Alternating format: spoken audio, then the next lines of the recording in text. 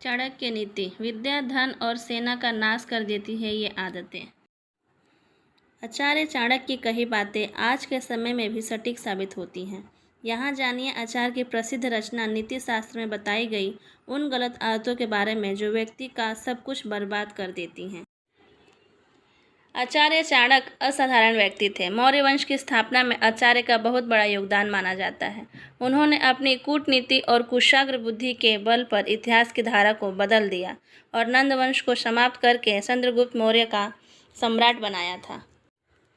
आज भी आचार्य को कुशल अर्थशास्त्री, प्रकांड विद्वान, कूटनीतिज्ञ और एक बेहतरीन लाइफ कोच के रूप में याद किया जाता है। आचार्य को हर विषय की इतनी गहरी समझ थी कि उनकी कही बातें आज के समय में भी सटीक साबित होती हैं।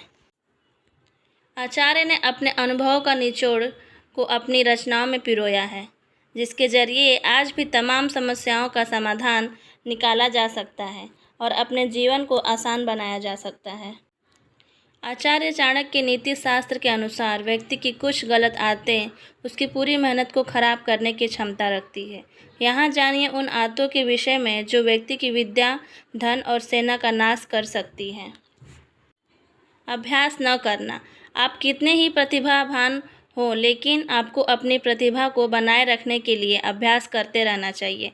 अभ्यास से आपका काम और निखरता है, लेकिन अगर आपने अभ्यास करना छोड़ दिया तो आप धीरे धीरे सब भूलने लगेंगे और आपकी सालों की विद्या का नाश हो जाएगा।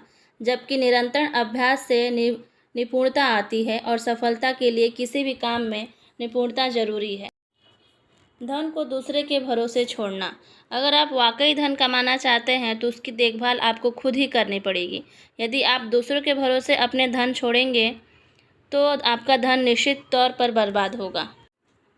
यदि आपका धन किसी और के हाथ में होगा तो आपको उस व्यक्ति से धोखा भी मिल सकता है। ये भी संभव है कि आपके ही धन पर आपका ही अधिकार न रहे। इसलिए धन के मामले में सतर्कता बरतें और इसकी जिम्मेदारी स्वयं संभालें। सेनापति के बिना सेना का नाश तय।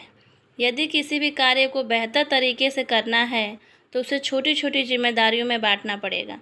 सेना में भी सेना को संभालने की जिम्मेदारी सेनापति की होती है। वही सेना का मार्गदर्शन करता है, लेकिन अगर आपकी सेना का कोई सेनापति ही नहीं है तो आपकी सेना बिखर जाएगी और समस्त सेना का नाश हो जाएगा।